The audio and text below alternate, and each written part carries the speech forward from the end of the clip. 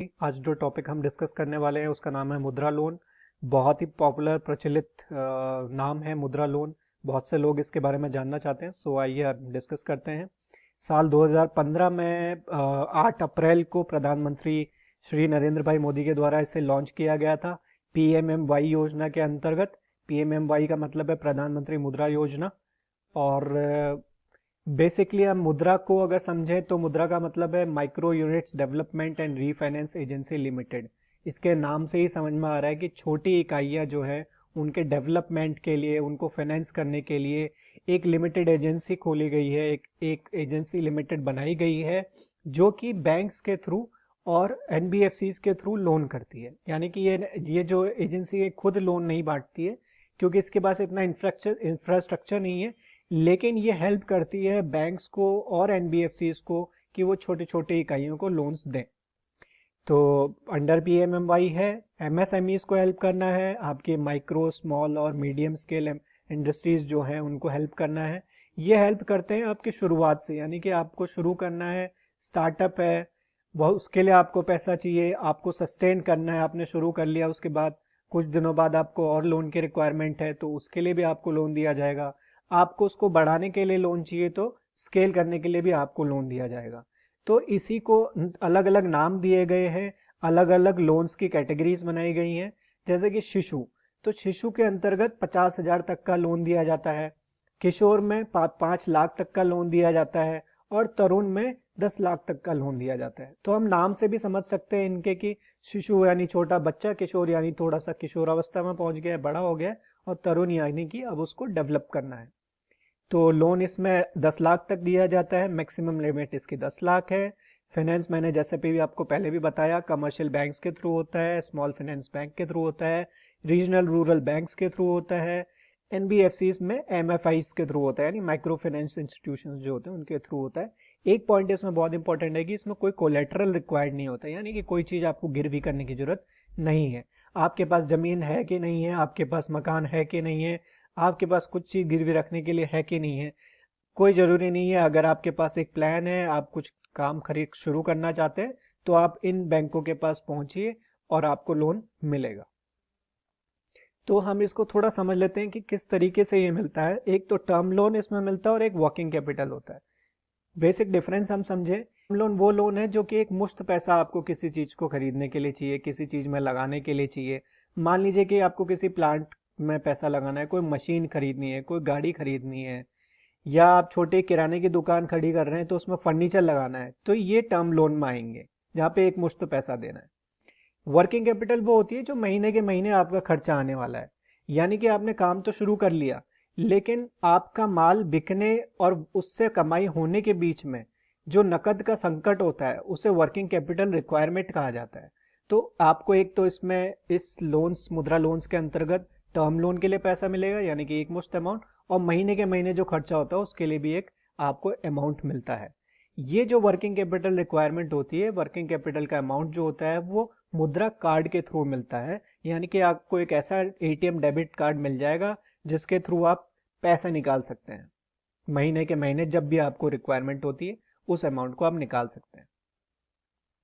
तो इसमें अलग अलग रीजंस होते हैं और अलग अलग सेक्टर्स हैं। हमको ये समझ लें कि किस किस को ये मिल सकता है और क्यों ये गवर्नमेंट इसको लेके आई है। तो जैसे कि कम्युनिटी सोशल और पर्सनल सर्विसेज होती हैं, ये वो सर्विसेज हैं जो सोसाइटी में हम अपने आसपास देखते हैं, हमारी कम्युनिटी में होती हैं। जैसे कि कोई जिम खुलता है, कुछ बुटीक्स हैं, टेलरिंग की शॉप्स हैं, कुछ ब्यूटी पार्लर खुलते हैं, कोई मोटरसाइकिल, छोटी मोटी साइकिल की रिपेयर की दुकान हो सकती है, कोई कोई मिठाई की दुकान हो सकती है, कोई मेडिसिन की दुकान हो सकती है। तो जो कम्युनिटी सोसाइटी में जो सर्विसेज होती हैं उससे रिलेटेड जो काम होते हैं वो इसके अंदर इंक्लूड किए जाते हैं। इसमें फूड सेक्टर को इंक्लूड किया जाता है, जैसे कि आपकी छोटी खाने की कोई स्टॉल आप लगाना चाह रहे हैं, कोई केटरिंग सर्विसेज है, कैंटीन सर्विसेज है, कोई कोल्ड चेन के आप काम शुरू करना चाहते हैं, कोई बर्फ बनाने का काम करना चाहते हैं, आइसक्रीम बनाना चाहते हैं, कोई बेकरी का काम आप करना चाहते हैं, यानी फूड से रिलेटेड छोटे जो इकाइयां होती है उसमें आप काम करना चाहते हैं। आप इसमें ट्रांसपोर्ट से रिलेटेड अगर काम करना चाहते हैं, जैसे कि आपको कोई ऑटो रिक्शा खरीदना है, आपको 3 व्हीलर खरीदना है, आपको टैक्सी खरीदनी है, आपको ट्रैक्टर ट्रॉली खरीदनी है, यहाँ तक कि आपको एक बाइक खरीदनी है जिससे कि आप अपने पैरों पे खड़े हो जाएं और आप अपना काम शुरू कर सकें, तो उसके लिए भी इसमें लोन्स मिलता है। फिर आता है टेक्सटाइल प्रोडक्ट सेक्टर, यानी कि टेक्सटाइल से रिलेटेड जो प्रोडक्ट्स होते हैं, मान लीजिए कि जरी जरदोजी का काम है, आपके एम्ब्रॉयडरी का काम है, डाइंग प्रिंटिंग का काम है, आपके मान लीजिए कि सिलाई का काम है छोटा मोटा, तो ये भी जो भी टेक्सटाइल से रिलेटेड काम है छोटी इकाइयों के, उसमें भी इसमें लोन के द्वारा हेल्प मिलती है। फिर इसमें बिजनेस लोन्स मिलते हैं ट्रेडर्स एंड शॉपकीपर्स को भी। आपका अगर ट्रेडिंग का काम है, यानी कि एक जगह से माल लेना और दूसरी जगह उसको बेचने का आपका काम है, या आप कोई छोटे दुकानदार हैं, जैसे कि मैंने बताया आप एक किराना के स्टोर के हो सकते हैं, आप एक डिपार्टमेंटल शॉप के ऑनर हो सकते हैं, तो आप उसको लोन चाहिए आपको उस बिजनेस को खड़ा करने के लिए, तो इसमें बिजनेस लोन मिल जाता है। हाँ, इसमें यह जरूर है कि इसमें non farm income generating activity होनी चाहिए, यानी कि ऐसा नहीं है कि खेती से रिलेटेड कुछ एक्टिविटी हो, उसमें खेती से रिलेटेड एक्टिविटी नहीं इसमें इंक्लूड होती है। हाँ, सेकंड इसमें यह भी होता है कि इक्विपमेंट फाइनेंस स्कीम होती है माइक्रो यूनिट्स के लिए, यानी कि कोई आपको इक्विपमेंट चाहिए, कोई मशीनरी चाहिए जो कि आपको ज़रूरत है आपको छोटी यूनिट्स में काम करने के लिए, चाहे वो किसी से भी रिलेटेड हो, तो इसमें आपको पैसा मिलेगा।